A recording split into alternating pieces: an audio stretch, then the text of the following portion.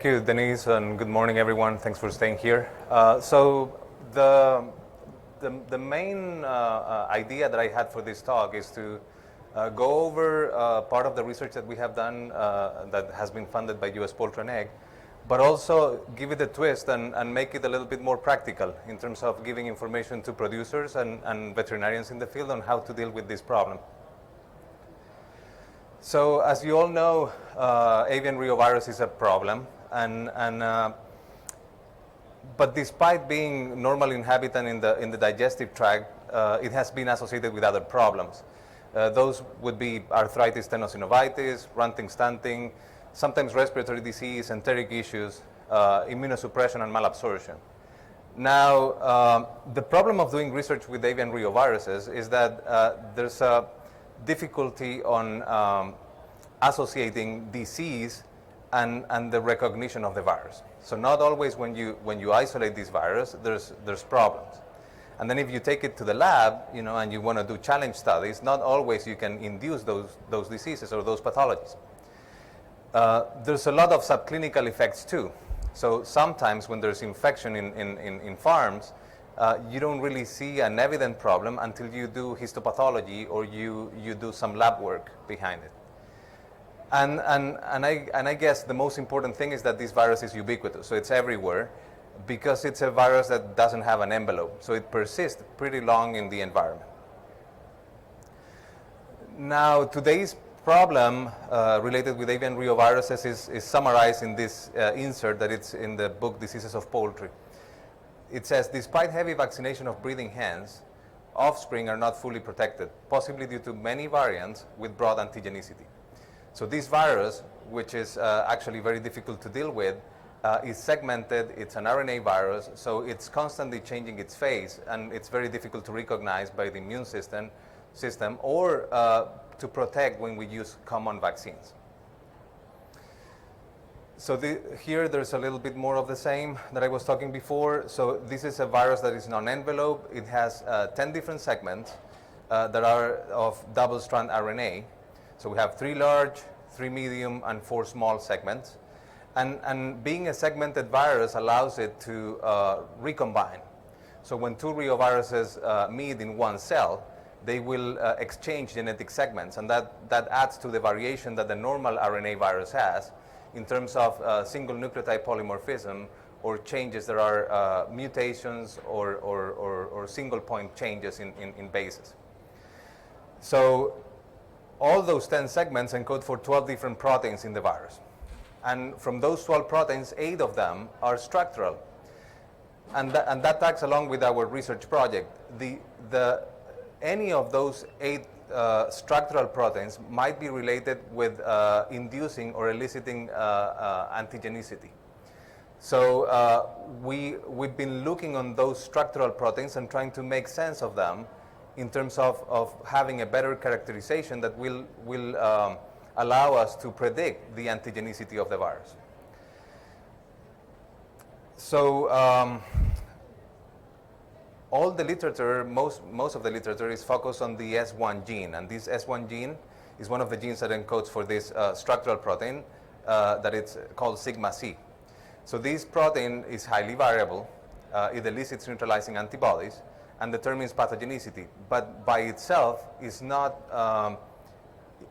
it doesn't explain all the antigenicity changes or the pathogenicity changes in these viruses.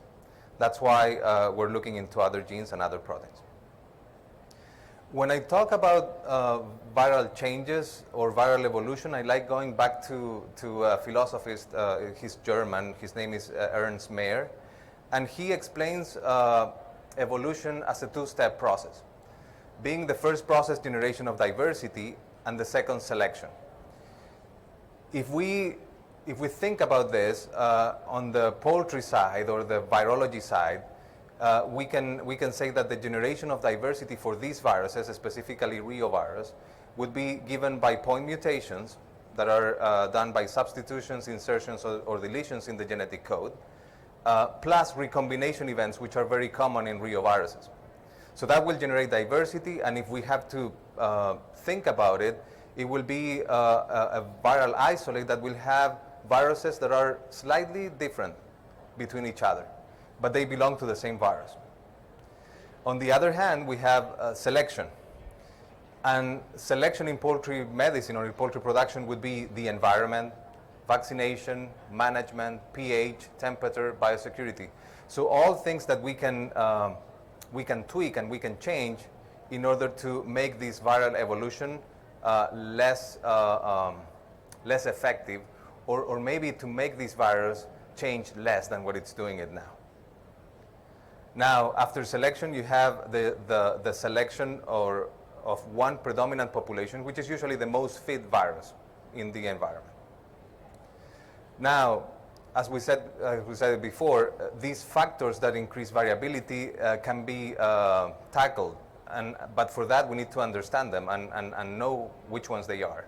So some of them would be the partial dosage of live vaccines at day of age. So if you are cutting vaccines at day of age, or if you're cutting reovirus vaccines in this case, you will be increasing the variability of the virus. So we don't want to do that. Overuse or poor vaccine application. Wrong selection of the viruses for autogenous vaccines. And that's actually key, because the way in which we've been tackling reoviruses until now has been to select the predominant viruses and then include them in autogenous vaccines. So in this case, we want to select the specific virus, the one that it's really the one that is causing the problems in the field. And for that, you need the good characterization. Poor diagnostics, lack of surveillance, and lack of understanding of the virus and its antigenicity. So all those things increase variability and generate variants, which is the main problem of this virus and other viruses, usually RNA viruses.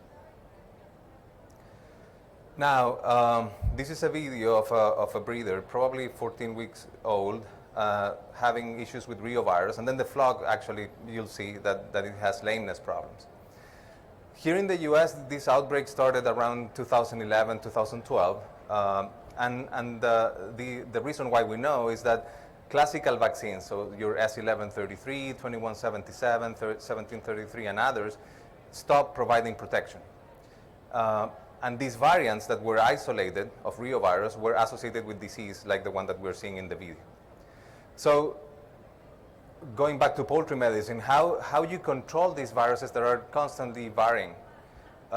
First, you need to do surveillance, and we use this for IBV, for coronaviruses. So you do surveillance and you understand which one is the virus that is causing problems in the field, which is the genotype, and you characterize it. Then you need to identify it, okay, by characterizations that are done by pathogenicity, antigenicity, and others. And then with the information that you get from surveillance and identification, you educate a prevention strategy. So you inform your prevention strategy, which could be through vaccines or through management. Now, we've been doing surveillance as part of this project funded by USPOULTRY and Egg since 2016. And our strategy in the West Coast is to, from all the isolates that are isolated throughout the year, we get 50 every 6 months. With those, we do a lot of sequencing, mainly based on the S1 gene in order to understand the epidemiology, but also on the full genome, trying to see which genes are highly variable and which ones might be determining antigenicity. So far, we have detected 6 different genotypes in the West Coast, and those are summarized here in the table on the lower left-hand side of the slide. We have GC1 to GC6, so genotypic cluster 1 to 6, and different years on the different columns. So as you see, on the lower part, we have the vaccines. So these are autogenous vaccines that we are changing constantly. And you see how we changed the vaccine that was used 2016 to 2017 in accordance to the genotypic clusters that we were finding. That actually induced a selective pressure of the viruses that we found in 2018 and 19. So this is a constant business in which we need to do surveillance, we need to do characterization, and we need to change the vaccine. And sometimes producers and also the pharma companies are not able to keep up with these changes. That's why we need something different, right? This is the same example. So we have number of sequences on the y-axis and different clusters on the x-axis, and 2 different year blocks from 2016 to 17 and 2018 to 20. And we see that those differ, right? So due to the changes in the vaccine, we have a lot of selective pressure that makes it change quite easily. Well, hopefully this would be that simple, right? But in science, things are not that simple. So when we started working on the project, we figured out that there were a lot of challenges, and most of them related with the way in which those isolates were obtained. So this Venn diagram on the left-hand side of the slide is showing the different viruses that we found mixed with the reoviruses that we isolated in the diagnostic lab. So we have adenoviruses, rotaviruses, astroviruses, and parvoviruses that are combined with the reovirus, and they might be playing a role. So the things that we had to do, we had to plague purify them and only work with reoviruses and characterize them pathologically and antigenically. The other problem that we found is that in those isolates, there's sometimes no single reovirus isolates. So there's mixes of different reoviruses playing a role. We saw them from 2 up to 4 different clusters. So that makes research more complicated. Now, as I said before, in order to understand this, we need to characterize these viruses, and there's different ways of doing it. One of them is serotyping, which it's tedious. You need reagents in order to do it, so anti-sera that you need to grow in chickens. And lately, there's been a lot of reoviruses that have been non-typable in terms of serotype, meaning that they are so different from the common reagents that we have in the lab that we don't really know which antigenic type they belong to. Pathology, so you can characterize them pathologically, but that requires you to challenge chickens and then do a lot of studies. So that's expensive, it's tedious, and there's lots of subclinical problems, so you need to use a lot of histopathology and a lot of other techniques. Now, we think in the lab that one of the key or the strategies that have that are more promising is molecular biology, because if we study the genome and we can determine antigenic determinants or pathogenic determinants in that genome, we should be able to do a characterization that it's via PCR and sequencing, for example, or via direct sequencing, and looking at different segments of the genome and associating them with antigenicity. So you don't have to do chicken inoculations, you rather do sequencing, and then through that sequencing in different segments of the gene, of different genes, you can use that information in order to select the viruses that are better for autogenous vaccination. So these are some of the pathogenicity studies that we have done.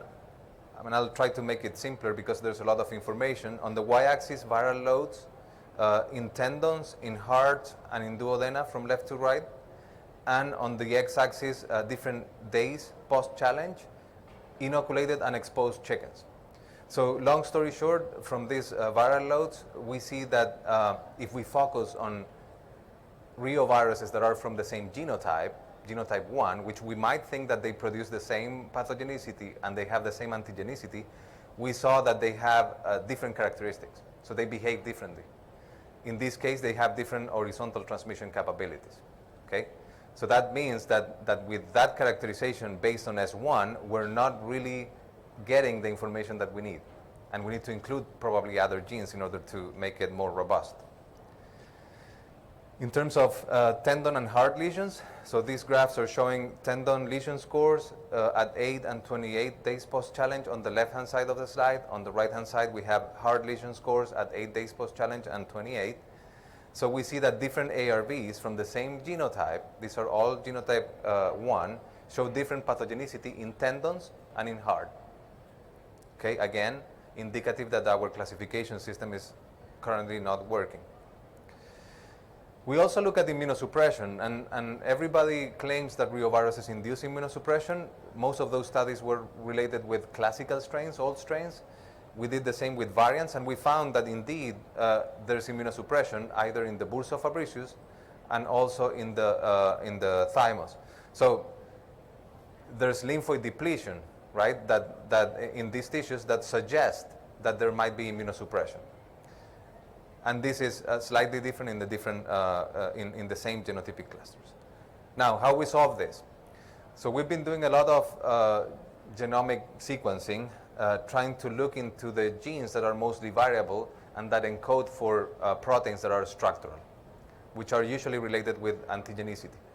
And we found that the highest variability of this genome resides in L3, M2, S1, and S4, which are genes that encode for all structural proteins. And those genes might be related with changes in pathogenicity and antigenicity. Now, this is a little bit more of the same. So this is a full genome, 2 different viruses there that are being compared with the classical strain. And you see that in the segments where there's more white, L3, M2, and S1, there's more variability. So because of this, we've been working lately on antigenic and genetic cartography. So that's the tool that we recognized in order to do associations between the genome and the variability or the antigenicity. So this method is used to determine antigenic and genetic relatedness and evolution of pathogens. It's highly used in avian influenza in order to produce vaccines. But it needs to have data that is quantifiable, right? So that's the first challenge, how we move antigenicity data to numbers, right?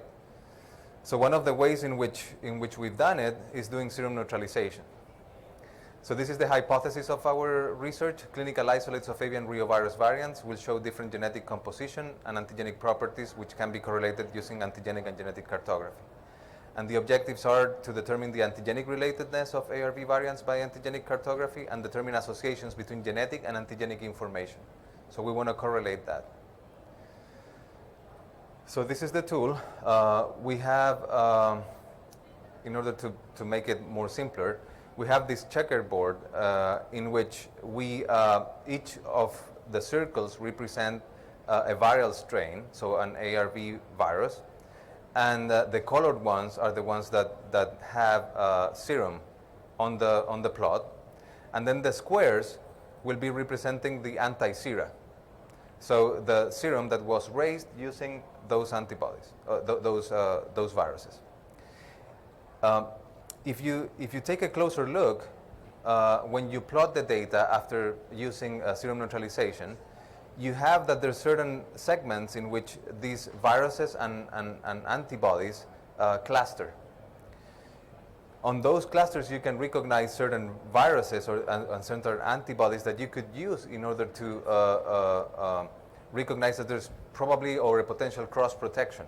So, for example, in this case, the antibody or the sera S6 might cross protect with 6, with 21, with 26, with 25, with 4, and with 1. So that virus might be a good candidate in order to use for vaccines, right? That's on the side of the antigenicity. We've done the same with genetic sequences. So we sequence these viruses, and then we focus again on the proteins or the genes that encode for proteins that are variable. In this case, S1, M2, and M3. And in this case, the circles will be the viral strains, and each separation or in the grid will be 30 amino acid substitutions. So enough amount of changes in order to compare them. And we see that some of them also clustered. For example, here 8, 6, and 4, right? So that might be telling you that they're similar. Now, our goal is to correlate the genetic information with the antigenic information. So we've been doing that using regular correlations through statistics. And again, I mean, this is preliminary data, but we've been finding that some genes have more correlations or can be correlated with antigenicity than others. And the idea now is to raise more hyperimmune sera in chickens and have more sequences in order to increase power to this technique. Now, what do we do in the meantime? Basically surveillance and identification. So keep doing that in order to inform vaccine selection. Match acting types in the field with the vaccines, your autogenous vaccines. Use live and kill autogenous vaccination program. That's important because we know that antibodies and cellular immunity are needed for protection and recovery respectively. So you need to prime your killed vaccines. And that priming can be done with conventional vaccines. Reduce the challenge by management, so cleaning and disinfection, reduce stress, avoid immunosuppression. That will reduce the challenge in the field, which is important, and reduce factors that help variant strain generation. So what are the examples of these results in the West Coast? So we've seen in the first graph a reduction of the amount of virus that we can find in the samples, in the clinical samples. We've seen a reduction of cases of tenosynovitis, and we've also seen an increased age trend throughout the years. And with that, I would like to acknowledge US Poultry and Egg, of course, the California Poultry Federation, some internal funding from UC Davis, and my team, who they actually do most of the work that I presented today. Thank you.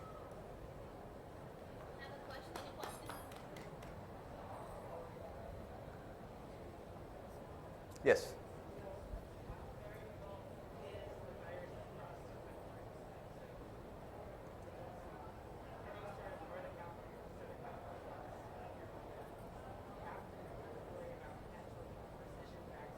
Yeah. So the question is, how variable is the virus across the U.S. or across the country or across the world? I assume. So. There's a little bit more variability in places where there's more chickens, right? So it is one of those situations in which there's no reovirus if there's no chickens. But overall, what we see in the East Coast is that there's up to 7 different genotypes. In the West Coast, 6 different genotypes, and those are comparable. We usually use the same background sequences in order to characterize our viruses. So a technique like this one, like a new genotyping, can be applied everywhere. And we see similar genotypes also outside the US. Yes?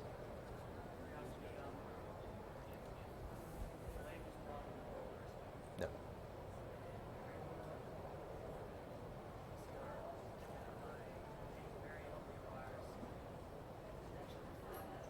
Yeah.